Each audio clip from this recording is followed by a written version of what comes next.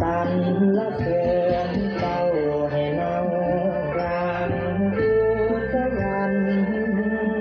หน่วยชีวันรำพันอานัตตารวยล้นฟ้ามีเงินคำล้นภูผาบ่ได้ตายน้ำชีวาป่วยมาเป็นค่าสูญชีวิตเฮาจนมันมีบ่ซ้ำกัน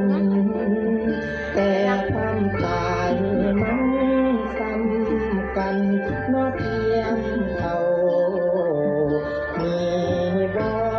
มองยมมาบานคนมาเอาอันความสุขโศกเศร้าสิวางเปล่าไปเท่าไป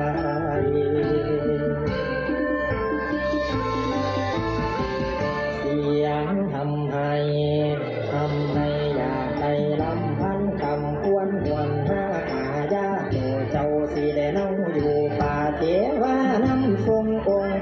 ทรงเจ้าเสพเสียงสวดทรงสิ่งห้องเม้นฟ้าสำเนียงเดือว่าอานิจจาวัตสังขาราสังขารนั้นบ่เที่ยงอุปทวยธรรมิโนโอเกิดแล้วดับเป็นสิ่งธรรมดาอุปัชชิตวานิรุชันติบังเกิดขึ้นแล้วย่อมดับไปเตสังโฆปัสสโมสุขโธการเข้าไประงับสังขารย่อมเป็นสุขเลยบางเบาเบื้องบนบุรพา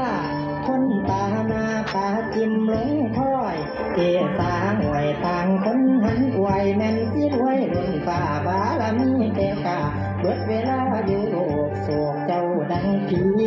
ต่อจากนี้ให้ข้าวทำความดีมึงเขาอะไรยังบ่ถึงสวงฟ้าผู้ป่าไปแล้วลาไล่โลกลวง